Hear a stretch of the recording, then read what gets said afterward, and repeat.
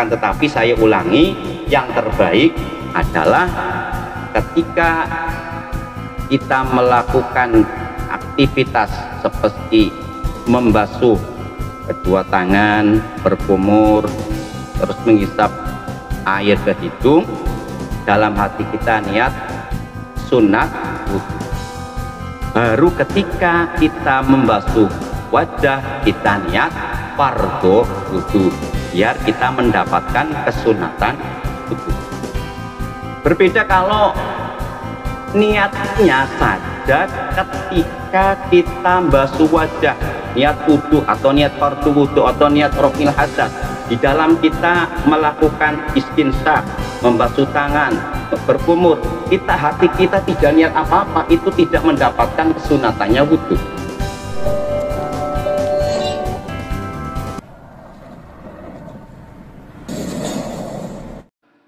Assalamualaikum warahmatullahi wabarakatuh. Bismillah, alhamdulillah, wassalatu wassalamu ala rasulillah wa ala alihi wa sahbihi wa mawalah, wala hawla wala quwata illa billah ma ba'da. Para pemirsa, berjumpa lagi dengan kami Forum Komunikasi Penyuluh Agama Islam, Kantor Urusan Agama Kecamatan Sidarja, Kantor Kementerian Agama Kabupaten Cilacap, dalam acara rutin yaitu kajian kitab Fathul Mu'in, yang pada kesempatan hari ini para pemirsa kita akan melanjutkan kajian bersama pemateri kita pada hari ini, yaitu Bapak Kiai Ahmad Awwaluddin Latif. Beliau adalah salah satu penyuluh yang ada di kantor Kementerian Agama Kabupaten Cilacap. Para pemirsa semuanya, untuk lebih jelasnya kita sapa dulu beliau. Assalamualaikum warahmatullahi wabarakatuh, Pak Kiai. Waalaikumsalam warahmatullahi wabarakatuh. Apa kabar Pak Kiai? Alhamdulillah sehat, bisa bertemu kembali dalam kajian rutin kitab Fathul Mu'in. Semoga berkah dan bermanfaat. Oke. Para pemirsa semuanya, kita akan mulai kajian pada hari ini. Kita akan membahas masalah Pak Kiai.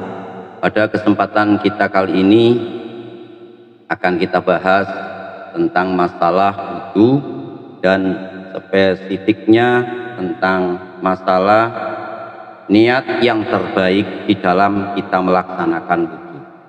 Oke, para pemirsa, kita langsung saja kita simak bersama kajian beliau, dan ketika nanti ada pertanyaan dari Anda bisa langsung komen saja di komentar video ini. Para pemirsa, kita lanjutkan, silahkan Pak Kiai. Assalamualaikum warahmatullahi wabarakatuh. Waalaikumsalam warahmatullahi wabarakatuh. Bismillahirrahmanirrahim.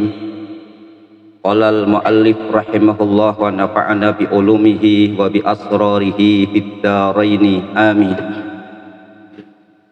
Wa furuduhu utawi piro-piro fardune wudu iku sittatun ana 6. Ahaduha utawi salah sijine sittah iku niyatu wuduin, niat ing wudu.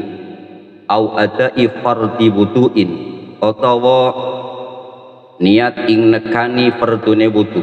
Au rafi hadatsin, utawa niat ing ngilangi hadas.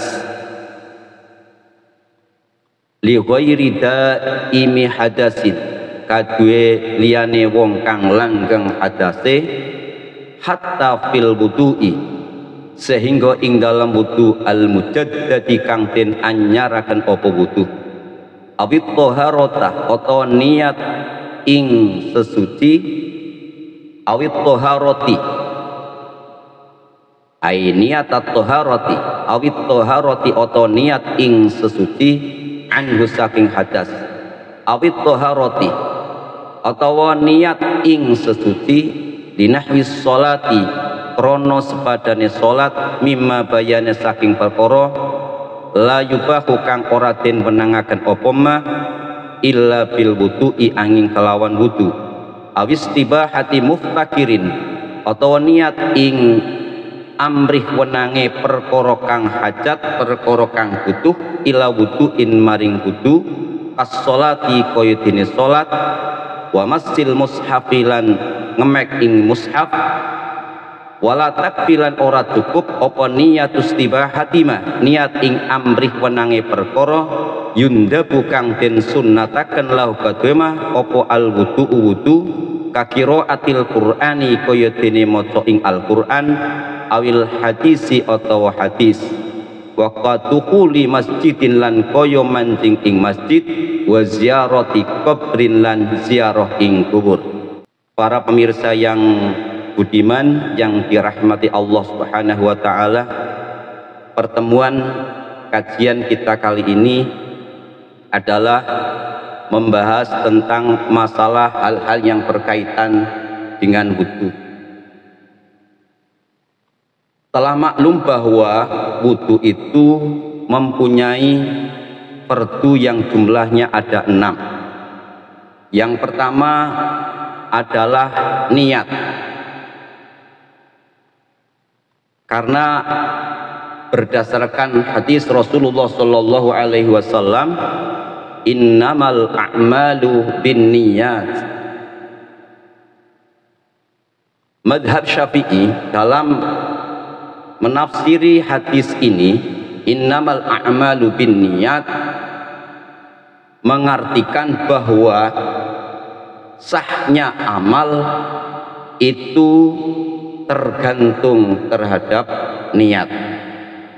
Oleh karena itu dalam madhab Syafi'i kita melaksanakan wudu wajib untuk melaksanakan niat. Niat sudah maklum tempatnya di hati, diucapkan adalah hukumnya sunat supaya untuk membantu hati biar konsentrasi. Ada beberapa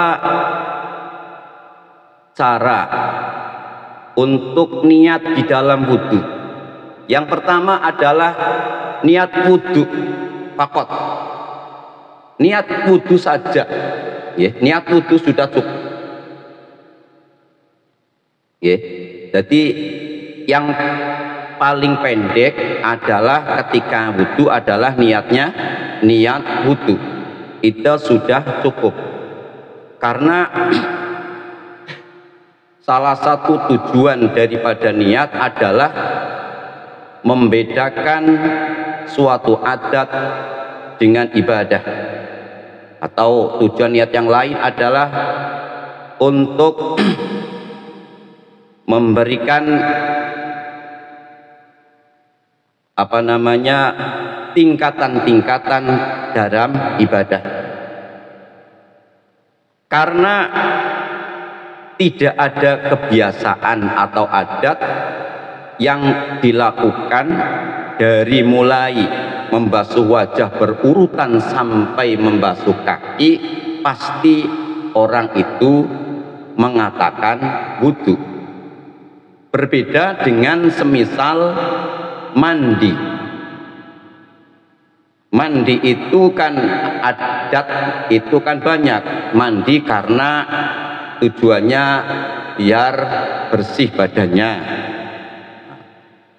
atau mandi untuk mandi jinabah karena semalam baru tempur, ya, mandi jinabah. Kemudian ada mandi karena sunat, akan melaksanakan sholat Jum'ah itu. Makanya dalam mandi tidak cukup niat mandi saja. Berbeda di dalam masalah wudhu. Cukup niat wudhu sudah cukup. Atau niat ada ifardi wudhu, niat perdunya wudhu, niat perdu wudhu. Atau niat raf'i hadasin, niat menghilangkan hadas, artinya bukan hadasnya yang dihilangkan tapi hukmi hadas, menghilangkan hukumnya hadas. Nah, lebih baik lagi nggih hadasil asghar, walaupun di sini tidak tampilkan dengan hadasil asghar nggih sudah sah di dalam kita niat wudu, niat raf'il hadas. Li ghairi daimi hadasin, akan tetapi dalam permasalahan orang yang daimil hadas, langgeng hadase, selalu hadas, ngentutan banget nggih, dela-dela ngentut, delalah-dut, atau beser nggih, beser nopo tas teh henti-henti nggih, akan mau sholat tidak ada jeda kok. Nah, akan melaksanakan wudu itu tidak diperbolehkan niat raf'il hadas, karena memang tidak namanya tidak menghilangkan hadas, karena hadasnya tidak terhilangkan bagi daimil hadas.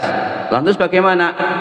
Ya, boleh niat wudu saja atau niat fardu wudu bagi daimil hadas.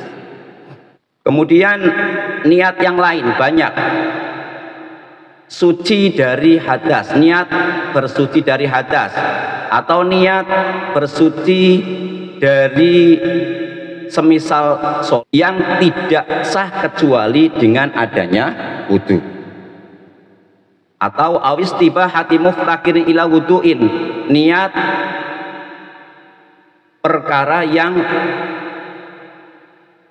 diperbolehkan barang yang butuh kepada, diperbolehkannya sesuatu yang butuh kepada wudu, seperti sholat, memegang mushaf. Nah, ya yang paling mudah ya niat fardu wudu, atau niat wudu saja, atau niat raf'il hadas. Itu telah maklum. Lah bagaimana dengan ada yang ketinggalan tadi, hatta fil wudu ilmu jaddad ya. Jadi niat orang yang memperbaharui wudu itu bagaimana caranya?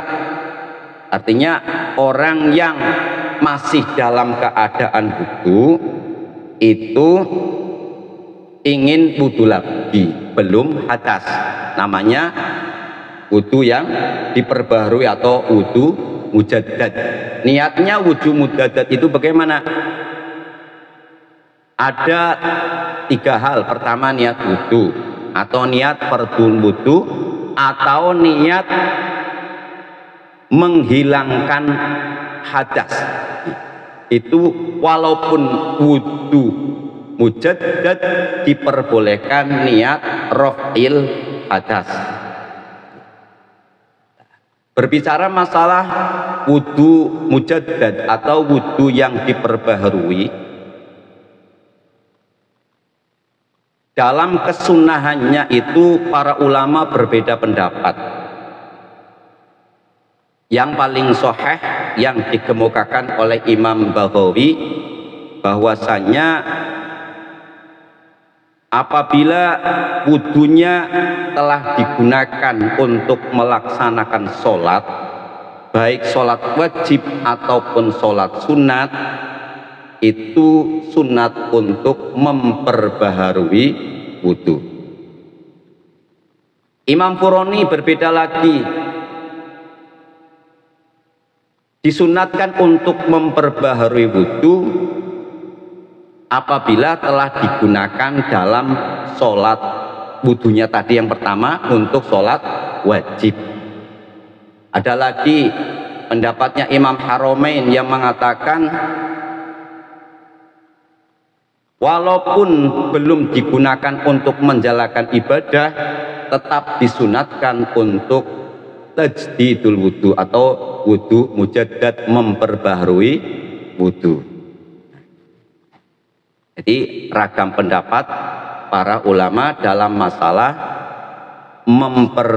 niat dalam masalah sunat untuk memperbaharui wudu. Dan niatnya di sini pakai hoya hatta fil wudu'il mujaddad, bagi orang yang memperbarui wudu diperbolehkan niat raf'il hadas. Raf'il hadas ala apa? Artinya raf'i hukmil hadas. Ya. Jadi menghilangkan hukumnya hadas, bukan menghilangkan hadasnya. Kapan kita niat wudu itu? Adalah inda awwalid juz'in min wajhin, ketika air itu mengenai bagian yang pertama dari wajah, entah itu atas, bawah, tengah, pokoknya bagian yang pertama dari wajah, disitulah kita niat di dalam hati. Niat di dalam hati. Falau koronaha bi asna'ihi kafah. Nah, kalau sudah di tengah-tengah, ya, di tengah-tengah artinya bukan awwali huslin minal wajhi, berarti jadi bukan pertama lagi, di tengah-tengah.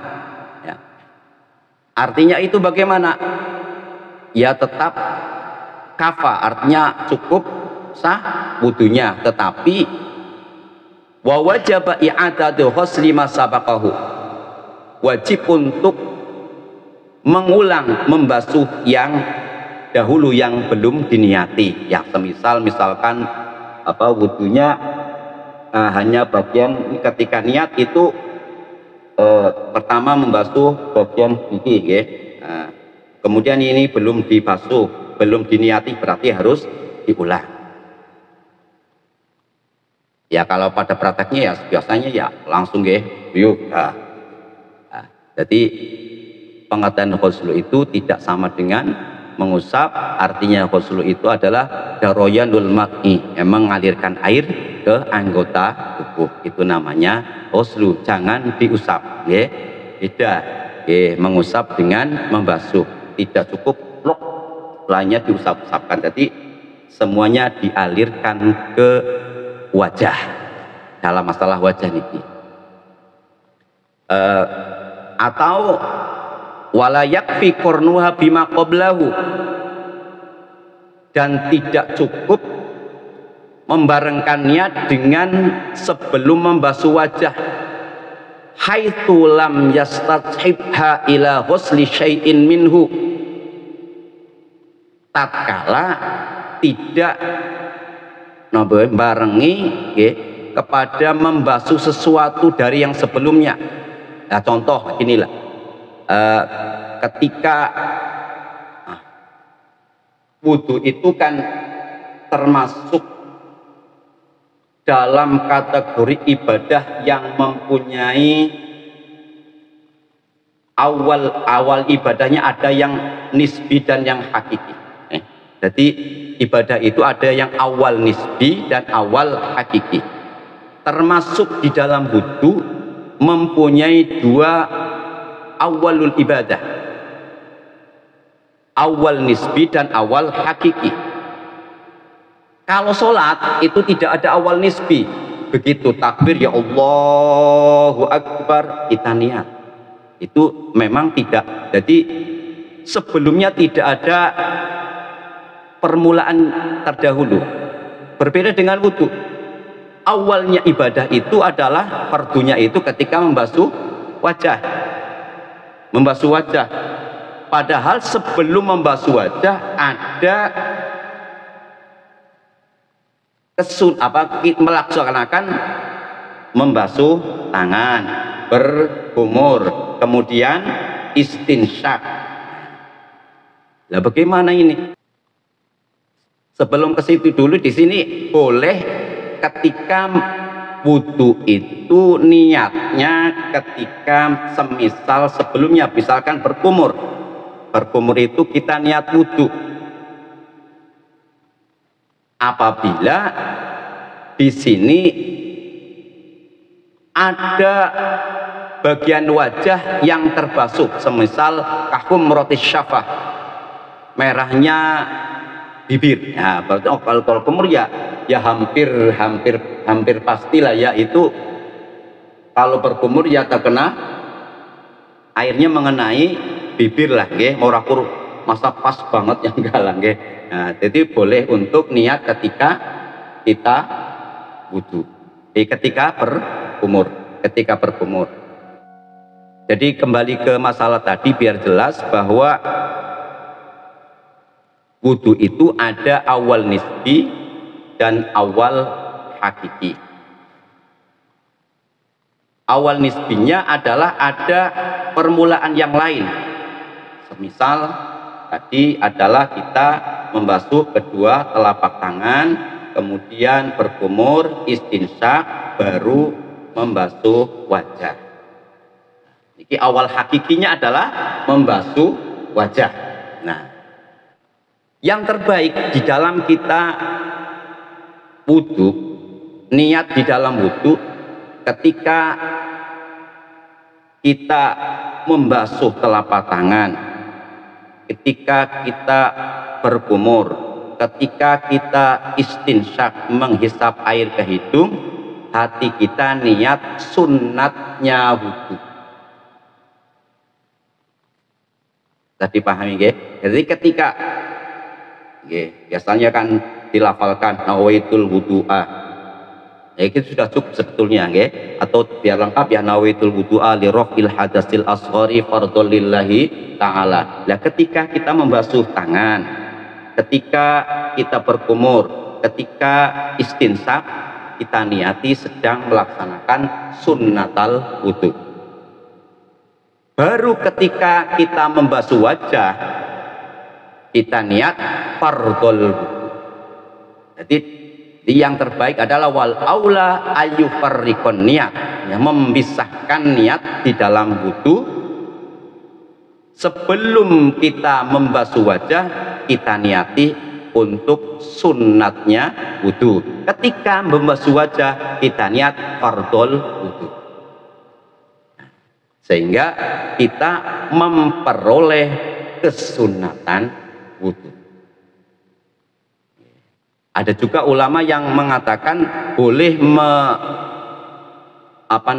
dari awal kita melaksanakan aktivitas wudu sebelum membasuh wajah kita niat wudu, tetapi harus langgeng, harus sampai ketika, jangan sampai tidak niat ketika kita membasuh wajah. Itu istishab namanya, nglanggengaken niat dari misalkan membasuh telapak tangan, berkumur, terus niatnya ketika membasuh wajah juga jangan sampai hatinya kosong, tidak niat. Akan tetapi saya ulangi, yang terbaik adalah ketika kita melakukan aktivitas seperti membasuh kedua tangan, berkumur, terus menghisap air ke hidung, dalam hati kita niat sunat wudu. Baru ketika kita membasuh wajah, kita niat fardhu wudu, biar kita mendapatkan kesunatan wudu.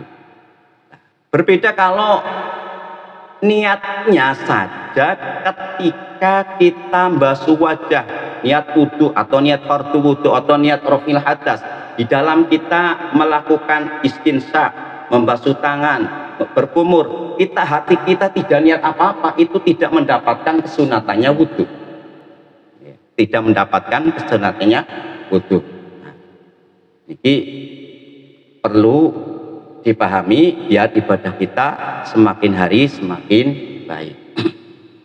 Nah, kemudian membasuh wajah, pembatasan wajah adalah dari segi horizontal, yang bagian atas itu adalah bagian yang